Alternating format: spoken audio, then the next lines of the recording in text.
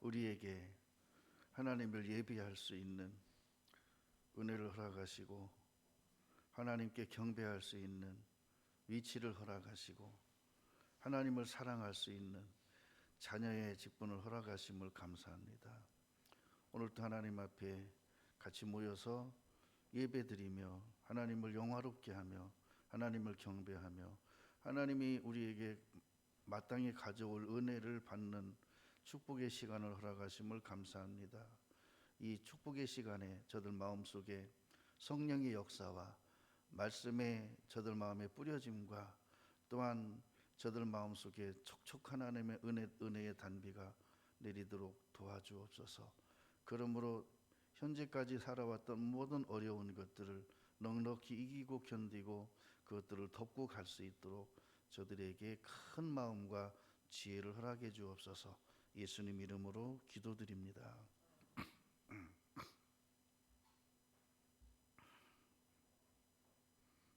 베드로전서 1장 13절부터 정로라는 주제로 말씀을 준비했는데 언젠가 기회가 되면 전해야겠다 하고서 오늘은 그냥 또 바꿨습니다. 준비는 정로에 대해서 했었는데요. 그러므로 너희 마음이 허리를 동이고 근신하여 예수 그리스도에 나타나실 때에 너희에게 가져올 은혜를 온전히 바랄지어다. 자, 허리는 왜 동이죠? 그 역도 선수가 무거운 걸 들기 위해서 허리를 강하게 조입니다. 왜 그럴까요? 힘을 모으기 위해서예요. 자, 힘을 모으는데 허리를 동여요. 그럼 힘이 모여져요. 배심이라 그러죠. 견디는 힘입니다. 배심이. 그래서 근신하는 사람은 허리를 동이게 돼 있다. 마음의 허리. 너희가 순종하는 자식처럼 이전 알지 못할 때에 쫓던 너희 사욕을 분삼지 말고 오직 너희를 부르신 거룩한 자처럼 너희도 모든 행실에 거룩한 자가 되라. 기록하였으되 내가 거룩하니 너희도 거룩할지어다 하셨느니라. 자, 가져올 은혜를 온전히 바라는 내 마음을 동이라.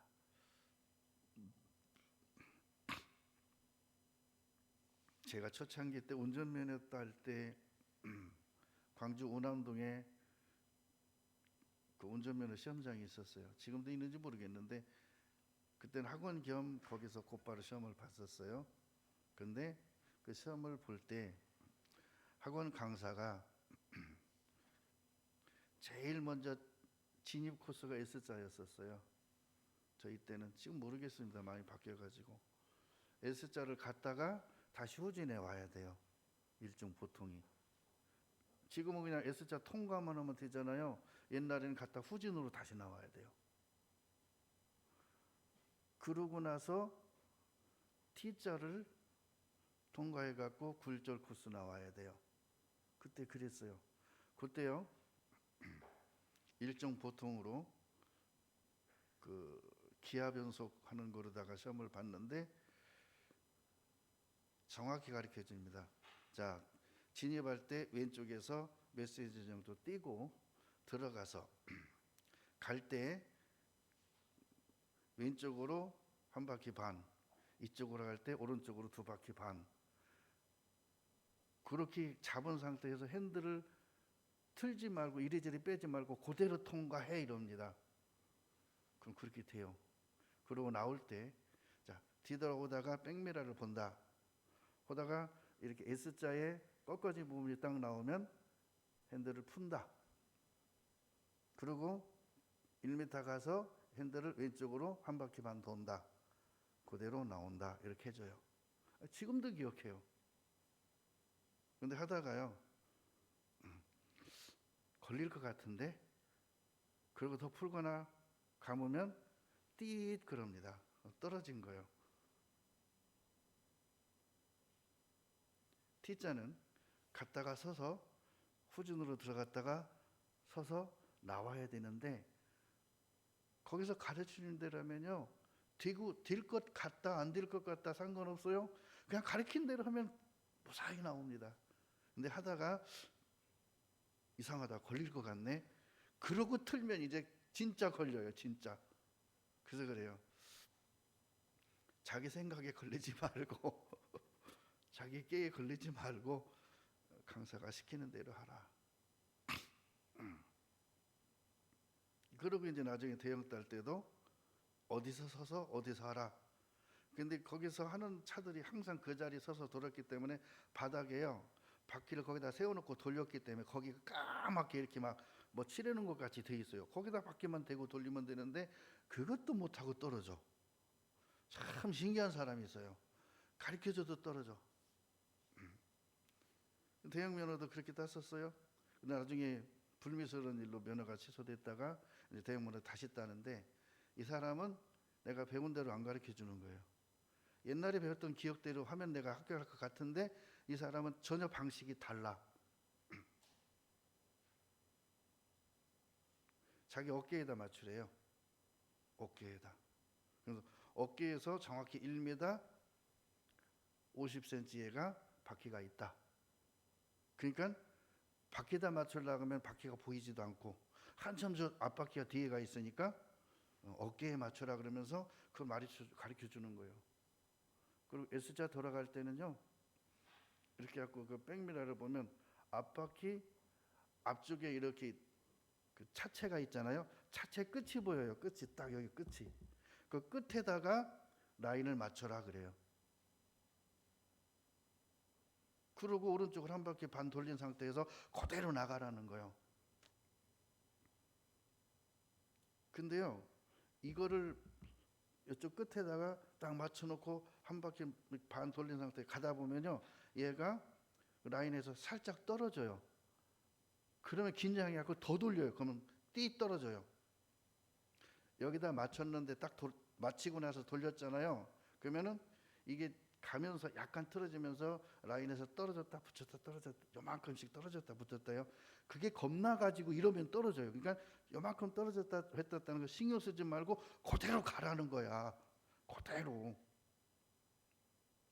그래서 했더니 그대로 하니까 뒷바퀴가 안 걸려요. 앞바퀴가 이렇게 떨어지는 거는 그거는 이제 그걸 감각으로 해서 그 뭐죠? 요거 각도만 잡으라는 거야. 근데 처음에 딸 때는 그렇게 설명 안 했거든요. 그 사람이. 근데 이 사람은 그렇게 설명하는 거예요. 근데 이 처음에 딸 때 강사가 설명했던 것도 맞아. 이쪽 강사가 설명하는 것도 맞아. 둘 다 안 떨어져. 근데 처음에 강사가 했던 것은요 불안함이 없어요. 왜죠? 이게 떨어졌다 붙었다 그런 게 없어. 그냥 정확한 위치에 대고서 정확히 대서 가면 그게 이렇게 안 떨어지고 그대로 가니까. 근데 이 사람은 어깨에다 맞춘 상태에서 앞에 프레임에다가 여기 라인에다 맞추라 그러니까 그 라인에 정확히 맞습니까? 처음에 맞췄다고 그대로 갑니까? 조금씩 틀리잖아요. 불안한 거요. 그래서 그랬어요. 둘 다 맞대. 누구한테 더 좋냐는 그것도 정답이 없어요. 어떤 사람은 그렇게 해야 안전한 사람이 있고 어떤 사람은 이렇게 해야 안전한 사람이 있어요. 성향에 따라서. 근데 둘 다 맞더라. 중요한 건 결론은 뭘까요? 네? 시키는 대로 하라. 뭐 하라고요? 시키는 대로 하라. 그러면 합격해요. 문제는 그거예요. 내 생각에 걸릴 것 같아. 떨어질 것 같아. 그래도 움직이지 않고 있으면 합격하는데 걸릴 것 같아서 내 생각대로 움직이면 2, 3초 안에 띠 소리가 나요. 금방. 근데 더군다나요. 일종 보통은 라인을 넓어서 조금 이렇게 했다고 해서 금방 떨어지지 않았는데 대형은요. 라인에 딱 들어서면요. 오른쪽에서 25cm, 왼쪽에서 25cm 딱 떨어져요. 거기서 살짝 가면 뒷바퀴가 띵 물리고 살짝 들어가면 앞바퀴가 딱 물리고 차체가 길고 넓어서 그러니까 들어갈 때 그래요. 이렇게 맞춰라. 근데 요만큼밖에 안 남은 데서 그렇게 맞춰가다가 살짝 떨어지면 걸릴 것 같아요. 안 걸리더라고. 그렇게 좁은데 어떻게 가냐. 그래서 찬양에도 그랬잖아요. 그 좁은 길 누가 가려냐, 누가 가려나. 갈 때 내 생각대로 하지 말고 시킨 대로 하면 된다. 근데요, 강사들은요 그 좁은 길을요 씩 갑니다. 그냥 막 한 30km 놓고 막 가버립니다. 그 코스 길을. 이제 이렇게 놓으면 차를 돌려서 저쪽 갖다 놔야 되잖아요. 그럼 그리로 막 내가 한 길로 쫙 갑니다. 왱 하면서. 안 걸려. 이 사람은요 그 원리대로 안 해요. 알아. 이렇게 갈 때 어디 가서 언능 돌리고 한다는 거 아니까 그 탄력에 맞춰서 가는데 안 떨어져. 그 좁은 길도. 강사들은 우리한테 그렇게 가지. 우리는 다 떨어져요. 우리한테 그렇게 가르쳐주면, 그러니까 우리 수준에 맞게 가르쳐 주는 거예요. 맞죠? 강사 수준에 맞추지 않습니다. 강사 수준에 맞춰놓고 왜 그렇게 못해? 이렇게 해야 돼. 그 사람 따르려면요 1년 동안 몇 수십 번 떨어져야 될 겁니다. 그것이 감각이 살아날 때까지. 우리는 시험 볼 때 감각으로 보는 게 아니라 시킨 원리대로. 그걸 FM이라 그래요. FM대로 하는 거예요. 그래서 그랬어요. 여러분이 신앙이 성숙한 사람들이 하는 대로 하면은 그 사람은요 뱁새가 황새 따라가는 꼴이 돼서 가르쟁이 찢어져요. 예를 들어서요, 베드로는 우상의 제물을 먹어도 아무런 문제가 되지 않습니다. 마음에. 근데요, 자기는 마음에 문제 안 된다 해서 막 우상의 제물을 먹는데, 이제 갓 구원받은 사람들, 이제 막 성장하는 어린아이와 같은 신앙들은요 앞에 분이 그렇게 하니까 그렇게 하나도 그렇게 해도 되나 보다 하고 하죠. 그럼 이 사람은요 양심에 화인 맞아 버려요. 죄와 타협해 버립니다. 근데 약한 사람 눈에 앞선 사람이 그렇게 하는 게 어떻게 보이냐? 타협하는 거로 보입니다. 그 사람은 타협한 게 아닙니다. 자유한 겁니다. 근데 나는 그걸 먹으면 자유가 아니라 거기에 타협하고 거기에 순화돼 버리고 거기가 동조돼 버리는 거예요. 분리되지 못하고. 먹으나 안 먹으나 상관없는 사람한테는 먹어도 상관없습니다. 근데 문제는 약한 사람을 위해서, 사도 바울도 그랬죠. 나는 고기를 먹지 아니하리라. 이런 것들이죠. 약한 사람 때문에. 오늘은 은혜입니다. 선물. 그래서 은혜가 온전히 은혜가 되려면, 그죠? 이 축복이 나한테 온전한 축복이 되려면 어떻게 해야 될까요? 다른 게 아닙니다. 성경에 기록된 원리 원칙대로 해야 돼요. 그래야 은혜가 돼요. 자, 야고보서 2장 한번 보겠습니다. 야고보서 2장 5절에 내 사랑하는 형제들아 들을지어다. 하나님이 세상에 대하여는 가난한 자를 택하사 믿음에 부유하게 하시고 또 자기를 사랑하는 자들에게 약속하신 나라를 유업으로 받게 하셨느니라. 여기서 제가 이제 이 은혜와 이것들을 생각해 볼 때 이렇게 생각했습니다. 자, 은혜가 나에게 은혜가 되려면 믿음이 먼저 성립이 돼야 돼요. 자, 그러면 믿음을 최초로 시작하는 숫자라고 합시다. 자, 1부터 9가 있습니다. 그걸 구구단도 있고 더하기도 있어요. 1 더하기 1은 1 곱하기 1은, 그죠? 자, 2 더하기 1은 2 더하기 9는, 2 곱하기 1은 2 곱하기 9는. 이렇게 할 때, 자, 1, 2, 3, 4, 5, 6, 7, 8, 9 앞에 있는 숫자를 은혜라고, 아니야, 저기 믿음이라고 해봅시다. 믿음. 그러면 믿음에다가 뒤에다 붙이는 숫자를 나의 행함이라고 해보세요. 그러면 앞에 숫자와 뒤에 숫자에 들어가는 기호를 플러스가 있고 곱하기가 있고 나누기가 있고 또 마이너스가 있다고 합시다. 자, 거기다 붙이는 부등호는 하나님이 내게 주시는 은혜입니다. 믿음과 나의 행위와 이거 결합을 시킬 때 위에서 하나님께서 부등호를 거기다 넣는 부등호를 붙이는 것은 하나님이 주시는데 그것이 은혜예요. 이걸 좀 더 세분화하면 이 은혜라고 하는 부등호를 거기다가 수식을 갖다 붙이는 그분은 정확히 말하면 성령님이십니다. 자, 그러면 이제 끝에 답이 나오죠. 답. 자, 3 더하기 3은 6입니다. 3 더하기 3은 6입니다. 자, 3 곱하기 3은 9입니다. 그러면 3 빼기 3은 0입니다. 자, 3 나누기 3은 몇이에요? 네? 그걸 누가 붙인다고요? 성령께서. 그러니까 행위로 말미암지 않죠. 뭘로 말미암아요? 처음에는 믿음으로 말미암아요. 그리고 믿음으로 믿음에 이르게 하나니. 자, 앞에 있는 숫자와 뒤에 있는 숫자가 믿음과 믿음이에요. 근데 앞에 믿음은 믿음의 근본이요, 뒤에 있는 믿음은 나의 확신과 행위예요. 가운데 붙이는 수식은 성령께서 그의 믿음의 내용에 따라, 확신에 따라. 근데 이거죠. 자, 앞에 믿는 믿음이 있어요. 근데 이제 뒤에 붙이는 믿음의 숫자가, 이 행위가 율법적이다, 또는 뭐라고 표현할까요? 육신적이다, 혹은 뒤에 붙이는 숫자가 자기 의다. 그러면요, 믿음에 입각한 나의 순종의 숫자냐, 율법적인 숫자냐, 종교적인 숫자냐, 육신적인 숫자냐, 자기 의회적인 숫자냐 하에 따라서 부등호가 뭐가 붙을까요? 뭐가 붙을 것 같아요? 앞에는 순수한 약속의 말씀에 대한 믿음입니다. 사실적 믿음입니다.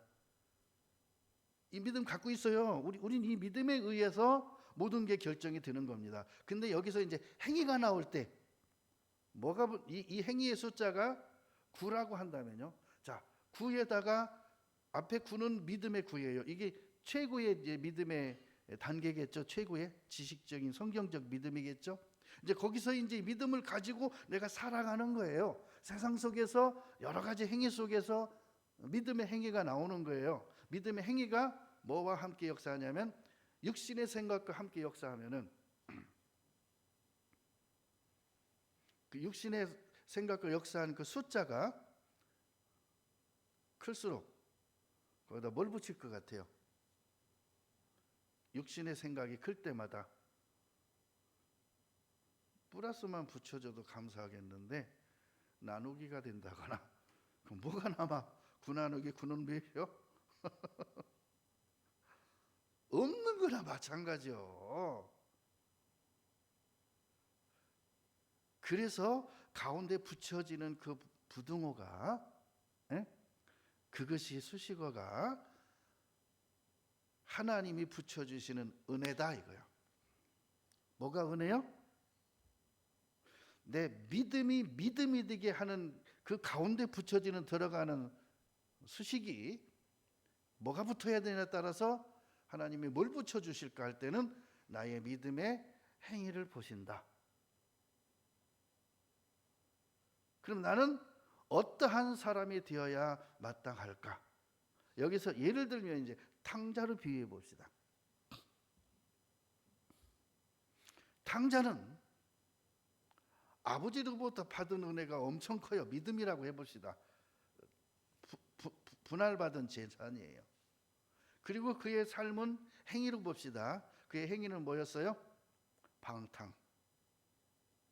완전히 뭐였을까요? 바닥친 거예요. 인생이 망했어. 근데 그때까지도 아버지는 가운데 들어갈 수식을 정하지 않으셨어. 언제까지? 마지막까지. 그러고 마지막 수식을 붙일 때 어떤 수식을 붙였을 것 같아요? 아들이 돌아온 후 곱하기 붙였어요? 플러스 붙였습니까?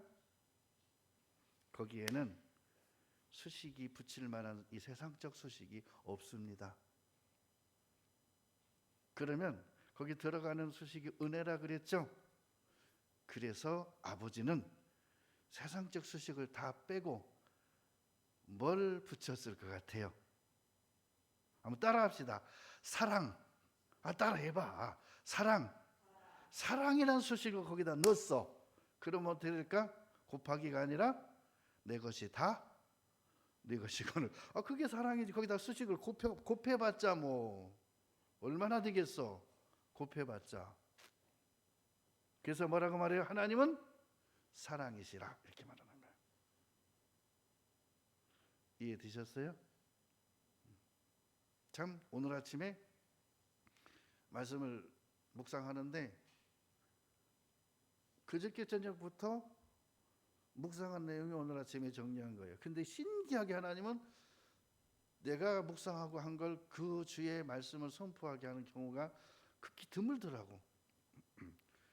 그러고는 열심히 준비한 이틀간의 말씀은 그냥 뭐 씨앗으로 남겨놓은 줄 모르겠지만 남겨놓게 해놓고 그 전에 했던 말씀 중에 하나가 갑자기 이렇게 딱 묵상하게 나와요. 묵상이 돼요. 그것도 내가 곰곰이 한 게 아니야. 그냥 확 떠오른 거야. 은혜. 내가 예전에 이 말씀을 했었기 때문에 본문도 다 나와 있는 것이고 주제도 나와 있는 것인데 은혜 하는 순간 지금 내가 말한 수식어에 따른 결과. 그죠? 앞에 숫자와 뒤에 숫자의 가운데에 들어가는 그 기호. 그거에 따라서 결과가 어떻게 되느냐. 근데 이것을 오늘은 이 수식에 대한 것을 저는 그림자로 봤습니다. 이 수식의 실체는 뭘까요? 이 그림자면은 실체는 하나님의 속에 감추어진 비밀이라고 하는 약속이죠. 그 하나님의 사랑입니다. 은혜입니다. 제가 그랬죠. 그래서 가운데 들어가는 수식이 뭐다? 수식이다 그랬죠. 근데 그 수식은 이 세상의 수식으로 되는 것이 아니라 하나님 나라의 수식이다. 그 하나님 나라의 수식이 뭐예요? 하나님의 사랑이다. 그것이 내게 주어지는 것이 은혜다. 은혜. 은혜는 선물이다. 그런데 이것도요, 또한 우리가 묵상되어진 내용 중에 하나뿐이지 사실적으로 이 은혜의 깊이는 우리는 정말 조금 오늘 아침에 맛본 거예요. 조금. 그래서 이 은혜가 내게 유익이 되려면 곱하기만 고집하면 안 된다. 내 생각엔 곱하기가 최고지. 이거 땡 잡은 거 아닙니까? 곱하기로 계산해 주신다면. 근데 하나님은 곱하기 안 돼. 그러면 자, 내가 곱하기를 해주세요. 그런데 하나님이 넌 곱하기 안 돼. 그러면 뭘 생각할 것 같아요? 그럼 플러스일까? 하나님은 지금 곱하기가 안 되는 것은 플러스가 아니라 하나님이 가져오실 은혜인 하나님의 사랑의 복, 하나님 나라에 있는 것을 너한테 다라고 하는, 전부라고 하는 걸 주려고 하는데 자꾸 곱하기를 고집해.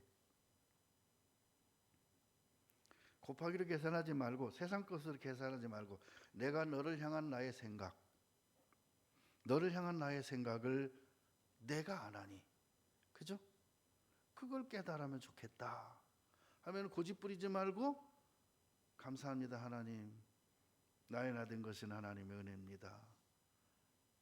근데 고집 부리면 하나님의 은혜가 내게 은혜가 되지 못한다는 것을 느꼈다. 그러면 우리 생활 속에서 나는 어찌 그렇게 하나님의 은혜가 은혜되지 못하고 늘 삶 속에서 허덕이고 살까? 로마서 11장 봅니다.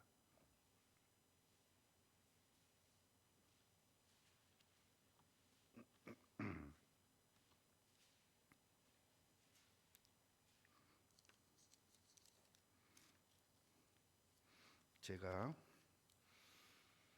6절 찾아 놓으시고요. 얼마 전에 그 전설적인 놈이라는 놈이 있었어요. 하나가. 그 놈을 내가 데리고 오는 것이 내 꿈의 소원이었어요. 근데 놀라운 게 있었습니다. 상상치도 안 하고 예상치 않았는데 저보고 가져가래요. 그래서 가서 갖고 왔어요. 뭐 얘기하는지요? 진돗개. 전설적인 개입니다. 저런 개는요, 그림으로나 볼 수밖에 없는 그런 유명한 개입니다. 혈통도 그렇고 지능은 말할 수 없고요. 사람을 가지고 놉니다. 얘가. 저도 속았으니까요. 첫날 딱 갖다 놓고 사료를 둘이 먹을 양을 딱 부어줬습니다. 암컷이 먹으니까요, 뒤로 물러나서 먼저 먹으라고 이렇게 기다려주는 거 있죠. 첫날. 그리고 제가 가지러 가기 전에 하루 전부터 굶기라 그랬습니다. 안에다 토해놓으면 청소하기도 힘들고 냄새나니까 굶기라 그랬어요. 그래갖고 내가 가기 전에 하루 전부터 굶겼어요. 그리고 가져온 날 이틀 굶었죠. 근데 얘가요, 배가 엄청 고플 텐데 암컷 먹으라고 같이 양보하는 거예요. 같은 칸에 넣어주니까. 야, 너 참 역시 그랬거든요. 내가 걔한테 감동받기는 처음이네. 근데 다음 날 아침에 가봤더니 사료가 그대로 있어. 암컷이 먹은 만큼만 있고 남았던 게 그대로 있어. 왜 그랬을까요? 내가 간 후로 암컷이 못 먹게 한 거예요. 사료가 그대로 있어. 그래가지고 맛있는 걸 위에다 얹어줬어요. 그러고 순놈을 빼놓고 암컷을 다 먹길 기다려 다 먹으니까 다시 부어놓고 수컷을 들여넣어줬어요. 그러고 왔는데 잡아먹는 소리가 나. 가봤더니 암컷을 못 먹게 하는 거예요. 그 전까지는 나한테 잘 보이려고 여기 말로 그 짓거리를 한 거예요. 그래갖고 이제 지가 맛을 보니까 너무 맛있잖아요. 내가 있는데도 못 먹게 이제는. 본성이 드러난 거야. 지 본성이. 처음에는 어떻게 좀 나한테 잘 보이려고 주인이 바뀌었으니까. 그러려다가 이제는요, 내가 있거나 말거나 밥 먹는데 근처만 오면 물어버려. 인자는 배고픈데 뭐 있냐 이거요. 내가 먼저 먹고 살아야지. 이런 생각부터 하는 거예요. 그래서 그랬어요. 사람이 그래. 여유가 있고 뭔가가 좀 할 때는요, 그런 듯하지만 어떤 위기에 오거나 클라이막스에 닥치면 딱 속이 다 드러나는 거예요. 그죠? 다. 그래서 내가 그런 생각을 했습니다. 위기에 보이는 모습이 그 사람이다. 그리고 어떤 사람은 그러죠. 술 취했을 때 본성이 나온다. 그죠? 술 기운의 본성이 나온다. 평소에는 막 얘기하지만 술만 먹여놓으면 이상한 행동한다면 그 사람은 원래 그런 사람이다. 6절 봅니다. 만일 은혜로 된 것이면 행위로 말미암지 않음이니 그렇지 않으면 은혜가 은혜되지 못하느니라. 이 부분에서요, 은혜와 행위입니다. 근데 이 행위를 성령님은 처음부터 끝까지 다 보시죠. 끝까지 안 가봐도 이분은 시공간을 초월하시는 영이시기 때문에 그 순간에 알아요. 내가 지금 잘하는 같이 보이지만 성령님은 나의 다음에 내 모든 시간에 내 인생에 행할 모든 것들을 아셔요. 그렇기 때문에 이 성령님은 과거, 현재, 미래를 현재로 보기 때문에 내게 은혜를 주시는데 거기다 수식을 붙이는데 여러분 플러스를 붙여줄지 곱하기를 붙여줄지 혹은 뭘로 붙여줘요? 혹은 거기에 하나님의 사랑, 아버지의 사랑을 붙여줄지는 성령님이 하나님의 깊은 것까지 통달하고 계시기 때문에 그걸 붙여주신다는 거야. 근데 우리는 하나님의 은혜인 사랑, 이 하나님의 사랑을 제대로 깨닫지 못하면 어떤 일이 벌어지느냐? 곱하기를 고집하는 거예요.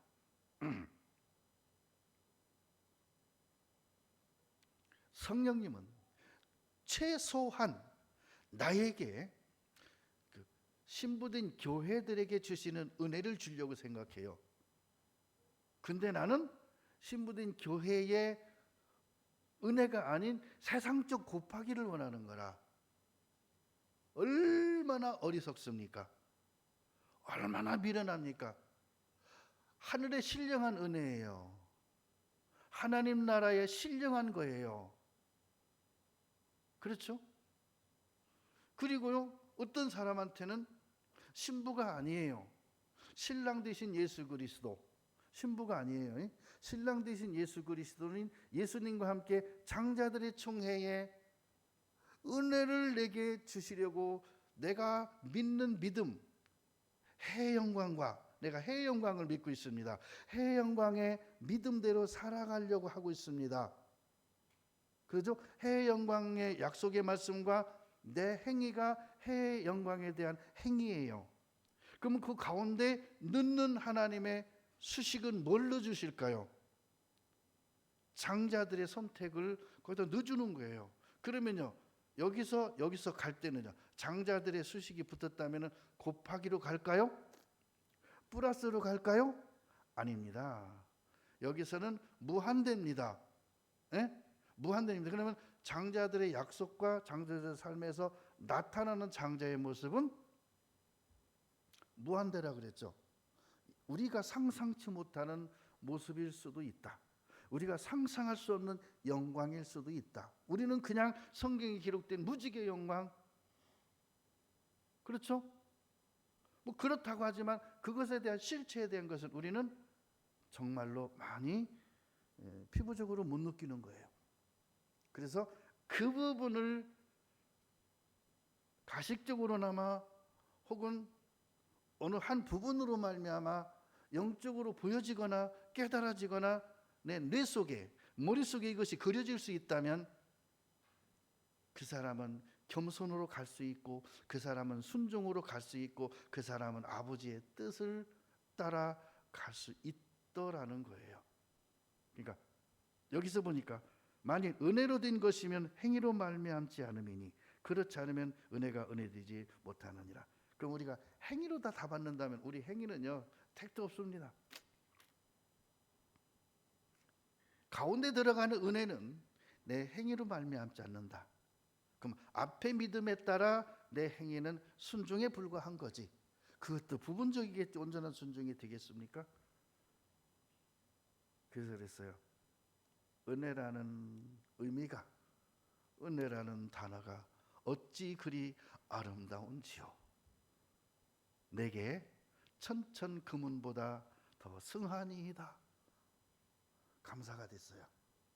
어저께 한 자매님이 아침에 딱 눈을 뜨는데 감사가 하나님을 영화롭게 하는 거다 하면서 마음에 큰 감동이 왔대요. 그런 거예요. 바로 그런 깨달음, 하나님이 주시는 그런 은혜, 그것이 내 마음을 부유하게 하는 거예요. 내 삶을 부유하게 하는 거예요. 육신적인 것이 부유하고 하나고는 큰 의미가 없습니다. 부유하면 사는데 편할 뿐이고 부유치 못하면 사는데 불편할 뿐이지 그것이 내 행복을 주장하는 것은 아니다라고 제가 수없이 말씀드렸습니다. 물질이 풍부하고 없고 뭐 우리가 살아가는 환경이 여유롭고 여유롭지 못하고는 편하게 살 수 있냐 좀 불편하냐. 자, 여러분 서울을 가는데 비행기 타고 가면 편하고 내가 승용차 운전하고 가면 좀 불편하고 말 타고 가면은 거의 지옥이고 걸어가면 지옥의 아랫목이지 뭐. 서울까지 어떻게 걸어가? 그 환경에 따라 가는 게 시간 차이도 많이 벌어지고 그 삶의 환경에 따라서 수월하냐 불편하냐 뿐이지 그것 때문에 못 살겠다 죽겠다 그런 건 아니라는 거예요. 근데 곱하기만 주장한다거나 플러스만 주장하는 사람은 어떤 편안한 환경을 주어도 죽겠다는 거지. 비행기를 타고 가면서도 불편하대. 이코노목이라 싫대.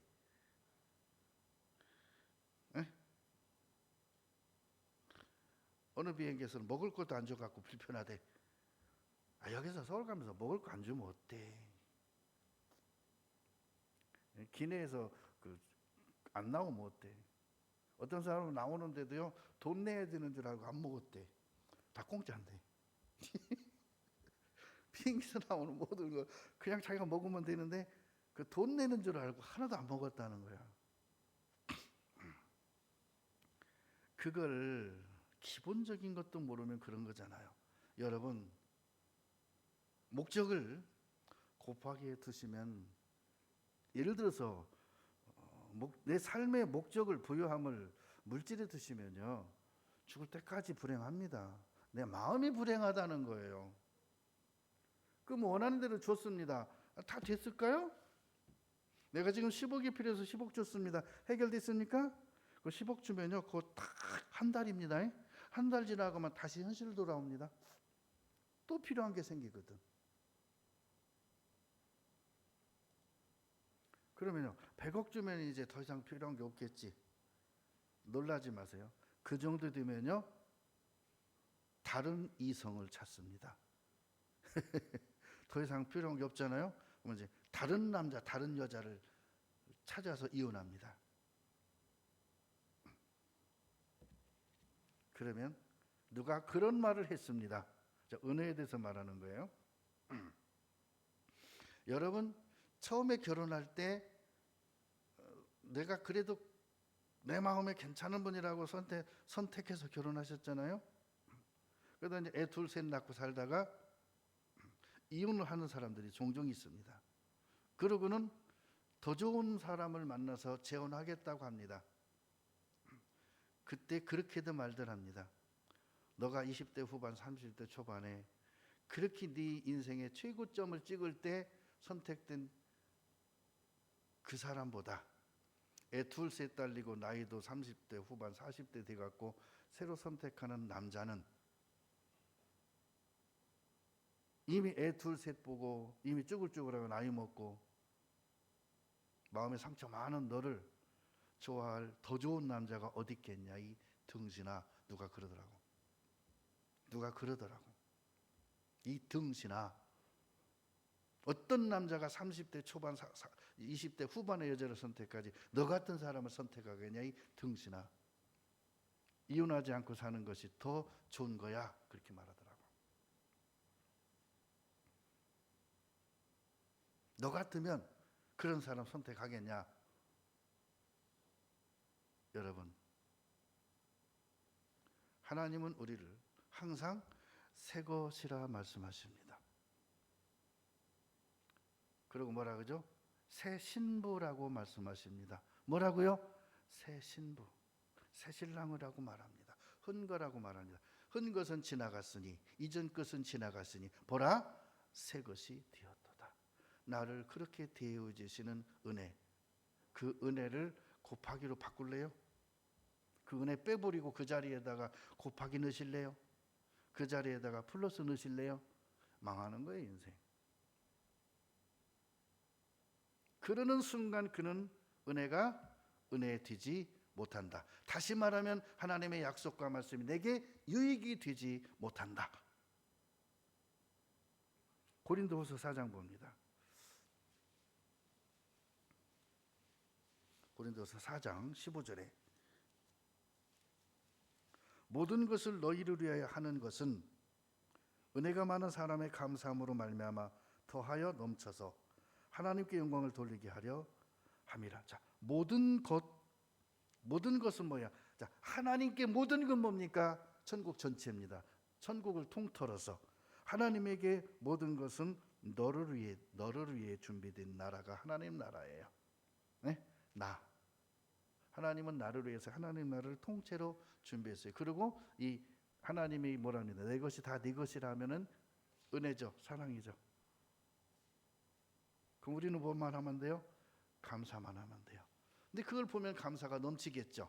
안 보이고 자꾸 곱하기만 보려면 감사가 아니라 한없이 징징대겠죠, 달라고.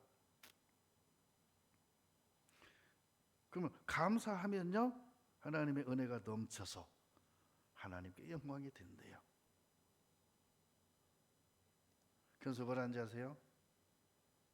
신명기 5장 10절에 하나님의 사랑의 계명은요, 지키는 자에게 천대까지 은혜가 된대요. 근데 문제는 이거예요. 율법적으로 지켜야 된다고 생각해요. 아닙니다. 마음을 지키는 겁니다. 마음을. 그러면 생명의 은혜가 넘치는 거예요. 근데 사도 바울이 알아요. 곱하기 삶을 살면 안 된다는 거 알아요. 플러스 삶을 살면 안 된다는 거 알아요. 근데 자꾸 곱하기가 자꾸 눈에 아른거려. 미치겠는 거요. 자, 사도 바울의 곱하기는 뭐였을까요? 동역자들에 대한 성숙한 모습입니다. 안 되는 거예요. 왜 그렇게 저렇게, 왜들 저렇게, 왜 그렇게 내가 막 눈물을 흘리며 말해도 저렇게 십자가의 원수를 행하는지 모르겠어. 미워 죽겠어. 이것들 어떻게 해볼 수도 없고. 그러다가 배반하고 가니까 이런 하고 막 그냥 막 저주를 퍼버버려요. 그냥 막 이 사단에게 돌아간 이 미친 것들 막 하면서 막 용서가 안 돼요. 하나님 나라가 너희 눈앞에 이렇게 밝히 보이거든. 예수님의 부활하신 모습이 이렇게 너희 눈앞에 밝히 보이거든. 누가 너희를 꾀더냐 막 이러면서 막 난리치는 거예요. 막. 사도 바울이 놓친 게 뭐죠? 하나님의 사랑, 은혜를 놓쳤어요.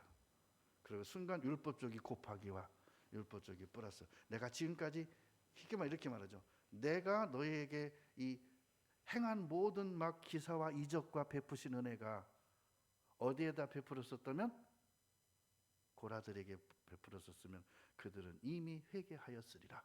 막 이렇게 말해요. 막. 얼마나 속이 상하면. 근데 나중에요. 아차, 나나 그들이나 별반 다른 게 없네. 배반하고 도망간 놈이나 열심히 살겠다고 노력한 나나 하나님 앞에는 그 놈이겠다. 그러고는요, 날마다 자기를 십자가에 못 박으며 나는 날마다 죽노라 하면서 어느 순간 이제 진짜 죽어지니까 그럽니다. 야, 다 데리고 와. 떠났던 사람 다 가서 찾아가서 만나서 데리고 와. 그들이 내게 큰 유익이었어. 이렇게 말합니다. 그러면서 뭐라는지 아세요? 내가 그렇게 많은 능력도 행했고 죽은 자도 살렸던 나가 왜 하나님 나라의 능력이 나한테 늘 부족한 듯이 느껴졌을까? 고린도후서 12장 보겠습니다. 고린도후서 12장 9절에 내게 이르시기를 내 은혜가 내게 족하도다. 이는 내 능력이 약한 데서 온전하여짐이라 하신지라. 이러므로 도리어 크게 기뻐함으로 나의 여러 가지 약한 것들에 대하여 자랑하리니 이는 그리스도의 능력으로 내게 머물게 하려 함이라. 뭐라고요? 지금 내가 약한 게 아니라 최고의 강한 상태야. 왜죠? 약하니까 나 자신을 의지하지 않고 내 육신의 힘을 의지하지 않고 성령을 더욱 의지하게 하고 하나님을 더욱 의지해서 하나님으로 영화롭게 했다나요. 삶이. 여러분 풀무불 속에 들어가는 다니엘의 세 친구가 뭘 의지했겠어요? 자기들의 지식, 자기들의 육체적 건강? 나는 불도 이길 수 있어. 그렇게 자신을 믿을 수 있는 사람이 있어요?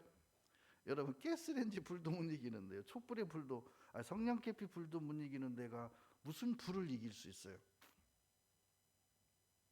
꼭 우리는 그런 풀무불을 만나야만 나의 무능함을 볼 수 있습니까? 그래요? 그러면 날마다 풀무불을 앞에 놓고 사셔야지 뭐 나의 나되게 하려면. 그렇죠? 자, 이사야 30장 보겠습니다.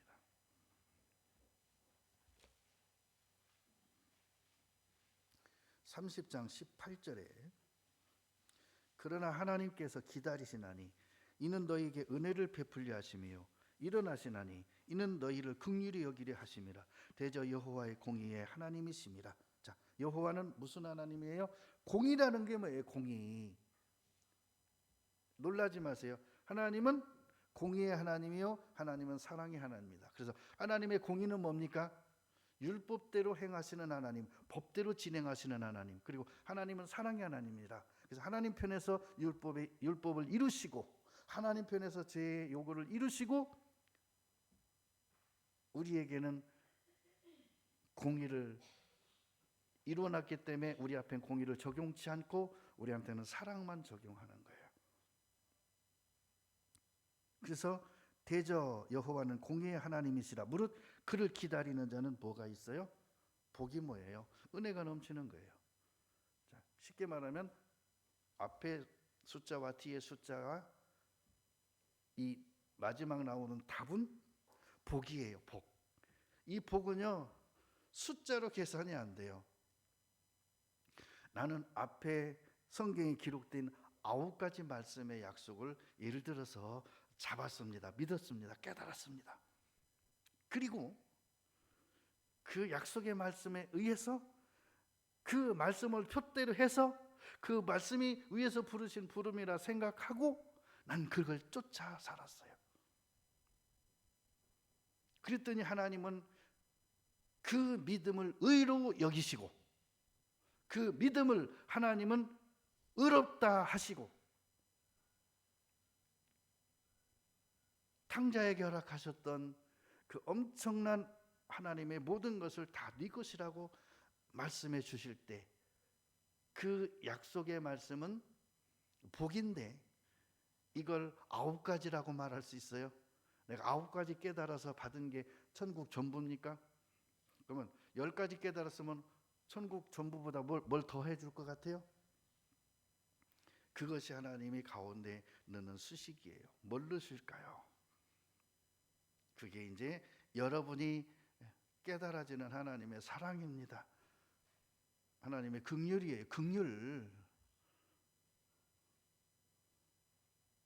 근데 이것을요 주님 다시 오실 때 나를 위해 가져오신대요. 베드로전서 1장입니다.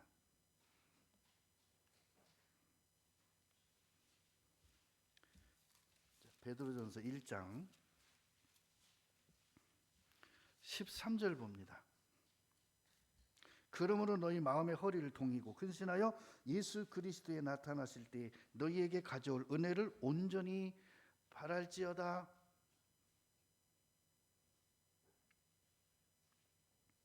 그래서 마지막으로 한번 말씀 하나 더 보는데요. 이겁니다. 이렇게 된 것은 하나님의 은혜입니다. 자, 고린도전서 15장 봅니다.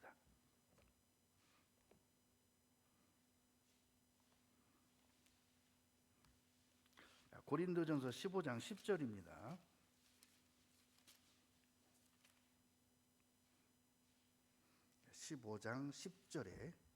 그러나 나의 나된 것은 하나님의 은혜로 된 것이니 내게 주신 그의 은혜가 헛되지 아니하여 내가 모든 사람보다 더 많이 수고하였으나 이것 갖고 된 게 아니라는 거죠. 수고한 것 갖고 내가 아니요 오직 나와 함께 하신 하나님의 은혜로라. 뭐라고요? 내가 그렇게 넘치도록 수고했어요. 한편에서는 뭐라 그러죠? 40에 하나 가만 매를 맞았고요. 뭐 강의 위험, 동족의 위험 수없이 받았잖아요. 그것으로 인해서 받은 것 같이 생각됐었던 있었는데 그게 아니다. 12사도보다 더 많이 수고하였으나 내가 아니요 오직 나와 함께 하신 하나님의 은혜로. 자, 나와 함께 하신 은혜가 뭐죠? 성령님이십니다. 성령님이 나와 함께 하셔서 그분이 보증이 되셔서 내가 한 모든 것을 하늘의 것으로 가운데 넣어주신 거예요. 그래서 결과가 내 것이 다 내 것이다. 그러면 곱하기만 해도 10고울이겠지. 여러분 여기서 곱하기 해봤자 하나님 나라 가서 한 고울도 안 됩니다. 이 땅에 곱하기라면요, 이 지구 그러면 7개 지구 7개 곱하면 하나님 나라 한 고울 다스릴 수 있어요? 여러분 태양계 우리가 지금 보고 있는 태양계 하나에 별이 몇 개입니까? 최하 3천억 개예요. 그럼 7개 가지고 자, 여러분 말이 됩니까? 이 지구보다도 훨씬 큰, 태양보다도 훨씬 큰 수많은 별들이 3천억 개가 넘는데 거기서 지구 7개 더했다고 하나님 나라의 한 고울이 될까요? 우주의 한 고울도 안 된다니까요. 우주의 한 고울도. 태양계의 한 고울은 되겠다. 근데 하나님 나라의 10고울 다스리라 하셨다면, 그럼 거기에 들어가는 하나님의 은혜는요, 성령이 보증하시는 은혜는 10고울입니까? 하나님 그렇게 말씀 안 하셨어요. 내 것이 다 네 것이다. 이것이 은혜 위에 은혜인 거예요. 여러분, 나와 함께 목표 삼고 가는 것이 목표로 삼지 마시고요, 하나님의 약속입니다. 목표면은 그게 제한될 수 있습니다. 제한하지 마시고 하나님 나라의 전부를 생각하시는데 우리는 그게 상상이 안 되죠. 그래서 하나님을 알아라 그러는 거예요. 그래서 하나님을 알아라. 그러면 내 것이 다 내 것이다. 자, 시편 116편 봅니다.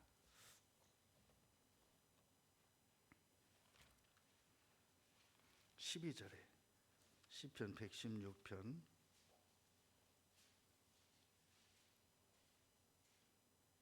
12절에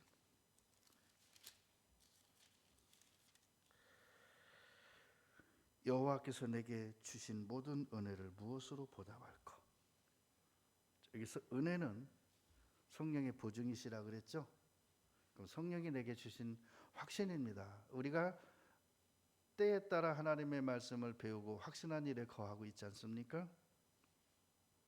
그 일을 성령이 보증해 주셨어요.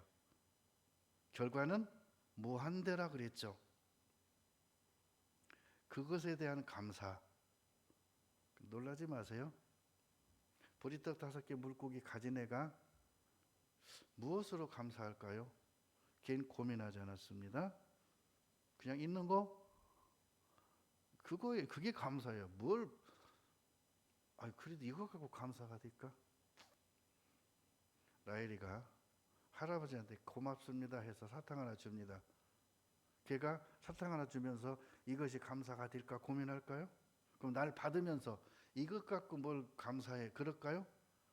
아닙니다. 걔 마음 전체를 받습니다. 그럼 하나님은 인간이 갖는 그런 마음보다 더 좁으실까요? 더 크신 분입니다. 다만 진심이어야 되는 거죠. 진심.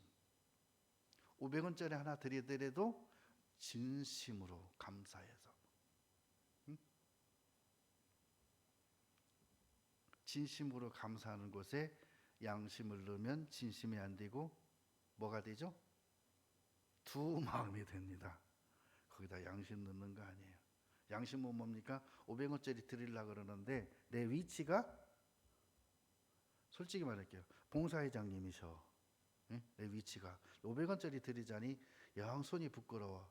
그래서 이거 안 되지, 이거 갖고 뭐 안 돼, 절대 이렇게 하면 안 돼, 내 위신이 있지. 그러고 예를 들어서 1,000원 드렸다고 합시다. 그러면 안타깝게도 생수에다가 썩은 물 500원을 넣은 거예요. 벨입니다. 두 마음입니다. 주님은 두 마음 품지 마라 그랬어요. 그냥 어린아이와 같이 순수하게 500원밖에 없는데, 그럼 500원밖에 없는데 500원 더해서 1,000원 드리려면 500원 어떻게 될까요? 누구한테 빌리던가 뭔 수단과 방법을 썼어야죠. 여러분, 하나님께 드리니까 수단이 들어가면 안 돼요. 방법이 들어가면 안 됩니다. 빌립이요. 하나님께 수단과 방법으로 계산했더니 300데나리온도 부족했어요. 그 빌립 칭찬 못 받았습니다. 빌립의 계산법 하나님 인정 안 하셨습니다. 예수님 전혀 그를 신경도 안 썼습니다. 어린아이 물고기 5개, 보리떡 2개, 물고기, 그거 어린아이는 계산 안 했습니다. 하나님은 그걸 가장 크게 하나님 나라의 계산법으로 계산하셨습니다. 빌립의 계산은 이 숫자가 먹으려면 300데나리온도 부족한데 어린아이는 계산 안 했더니 하나님이 계산해서 그들을 배불리 먹고 반대로 12광주리가 남았다. 이 하나님의 계산법입니다. 우리는 오늘부터 하나님 앞에 서는 그날까지 여러분 계산으로 살지 마시고 빌립의 계산으로 살지 마시고 내게 있는 것으로 그냥 있는 그대로, 그렇죠? 어린아이와 같이 물고기 2마리 보리떡 5개와 같이 그냥 그렇게 하나님은 그것 가지고 부족함이 없이 역사하십니다. 그래서 저는 그래요. 앞으로 우리 교회 방향이 어떤 쪽으로 갈지, 위치가 여기에 그냥 있을지 다른 데로 하나님이 옮겨주실지는 모르지만 걱정 안 합니다. 나에게는 이것이 아니라 여러분이 있기 때문입니다. 물고기 2마리, 보리떡 5개가 나한테 있기 때문이에요. 그거면 충분합니다. 예수님으로 일하실 수 있기 때문입니다. 5,000명을 먹이기도 남기 때문입니다. 여러분 때문에. 이것이 교회라는 거예요. 이것이 하나라는 겁니다. 숫자로 계산하지 않습니다. 예를 들어서 여러분 광주에다 교회당 하나 땅 사서 지으려면 얼마 들을까요? 최하 20억 이상 가져요. 지금 20억밖에 안 될 겁니다. 그러면 계산해서 할 수 있어요? 20억이 어디서 나와요? 하늘에서 뚝 떨어져요? 여러분 20억 헌금할 수 있어요? 그런 거 아니잖아요. 근데 이제 예수님이 역사하시면, 우리와 함께 하시면, 우리가 가진 것은 물고기 2마리 보리떡 5개지만 하나님은 20억짜리가 아니라 그보다 더 한 것도 하시겠죠. 그리고 그 기회에 맞는 형제 자매들을 보내서 교제하게 하겠죠. 전도의 문을 열어주시겠죠. 우리는 하나님을 믿는 거지. 우리는 예수님과 함께 하는 것이고 우리는 성령님의 도우심 속에 사는 것이지, 우리가 남들처럼 세상 사람처럼 종교인처럼 계산해서 빚내서 한다면은 그거는 어찌 보면 교회가 아닐 수 있습니다. 예수님이 빠진 교회, 성령님이 함께 하지 않는 그곳, 무슨 의미가 있어요? 크게 한들 2-3 사람이 모여도 그것은 교회라 그랬잖아요. 그죠? 2-3 사람이 모여도. 그런 교회가 진정한 교회죠. 그러니까 너무 위치 때문에 힘들어하지 마시고요. 하나님이 지금 우리에게 필요한 이걸 주신 것도 감사. 제가 어저께도 생각해 봤어요. 이렇게 하면서요, 제가 제 개인적으로는 빚은 진 게 있습니다. 이거 하면서 교회 재정에서 그 빚 이자 10원 하나 안 나가고 있습니다. 제가 개인적으로 다 감당하고 있습니다. 교회 빚 10원 하나 없습니다. 처음 말하죠. 저 빚 많습니다. 은행에. 이거 그냥 든 줄 아십니까? 천만에요. 돈이 얼마나 들었는데요. 근데 저 걱정 안 합니다. 제가 어디 가서 돈 버려는 거 보셨습니까? 어디 울령 나가서 뭐라 그러죠? 뭐 시간 가서 일하는 거 하는 거 보셨습니까? 안 합니다. 저희 집사람 가서 이렇게 하지만 집사람에게서 그 이자 나가는 거 돈 10원은 안 씁니다. 제가 해결합니다. 그러면 어떻게? 은혜죠. 은혜. 그럼 내가 그 돈 만들려고 머리 쓰고 구상합니까? 안 합니다. 걱정 안 해요. 왜? 그때 되면 그게 저절로 막 돌아가요. 수레바퀴 돌아가듯이 그때 되잖아요. 이자 날 때 되고 원금 날 때 되잖아요. 그러면 하나님이 돈 다 주십니다. 그때 딱 맞춰서. 그때마다 제가 꼭 생각했습니다. 10만 원만 더 주시지 왜 딱 맞추냐. 애누리 없이 10만 원 더 줬으면 뭔 요행이 있었겠죠. 하나님이 하시니까 딱 맞춰주시는 거예요. 필요한 대로. 근데 모르는 사람들은 합니다. 제가 돈을 엄청 좋아한대요. 좀 솔직히 합니다. 나 돈 좋아합니다. 근데 돈을 밝히진 않습니다. 돈 싫어하는 사람 누가 있습니까? 저는 돈은 밝히진 않습니다. 남한테 주면 줬지 얻어먹는 거 좋아하지 않습니다. 남한테 주면 줬지 받는 거 별로 좋아하지 않습니다. 진짜입니다. 솔직한 마음입니다. 누가 나한테 돈 주죠? 전 되게 불편합니다. 받으면 웬만하면 그냥 교회 헌금통에 넣어버립니다. 내가 안 갖고. 그렇기 때문에 저는 당당한 게 아니라요, 자신 있는 게 아니라요, 감사가 돼요. 감사. 근데 오해하는 사람들은 오해할 수 있어요. 왜? 내가 겉으로는 말은 안 하고 그냥 묵묵히 가니까.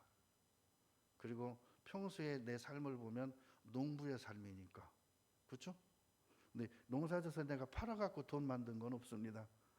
별로 팔잖아요. 근데 제가 처음으로 올해 내년에 좀 심어서 팔아볼까 하는 생각도 해봤어요. 고구마 심으니까 돈 되더라고. 서로가 달래, 맛있다고. 그렇게 해서 뭐 저절로 되는 거 어쩔 수 없겠지만 계획해서 내가 올해는 얼마 벌어야지 하고 심으면 될까요? 안 될 겁니다. 농사 망칠 겁니다. 하나님이 주신 대로 되는 대로 하는 거예요. 무책임하다고요? 그거보다 확실한 건 없습니다. 여러분 계산해서 확실하다고요? 그것처럼 무책임한 거 없습니다. 왜죠? 세상이 어떻게 변할 줄 알고 내일이 어떻게 올 줄 알고 여러분이 계산해도 된다 생각하셔요. 가장 어리석은 겁니다. 어찌 보면 신앙이면은요 하나님이 주시는 대로 사는 것이 가장 큰 지혜지만 세상적으로 보면요 하나님이 주신 대로 산다는 것만큼 미련한 건 없습니다. 근데 오늘 생각해 보건대 하나님의 은혜를 은혜되게 하는 거, 은혜가 되지 못하게 하는 거 오늘 말씀 속에 들어 있었습니다. 잘 생각하시고요. 깨어서 은혜가 되는 진짜 우리의 유익한 삶이 됐으면 좋겠습니다. 함께 기도하겠습니다. 고마우신 주님 감사드립니다. 오늘 또 우리에게 은혜와 은혜를 더해 주시고 복의 복을 더해 주심을 감사합니다. 우리 사랑하는 형제 자매들 은혜 속에 살도록 축복하옵소서. 성령의 도우심 속에 살도록 도와주옵소서. 우리 마음을 붙잡아 주시고 말씀에 눈을 떠서 깨달음을 허락해 주옵소서. 예수님 이름으로 기도드립니다.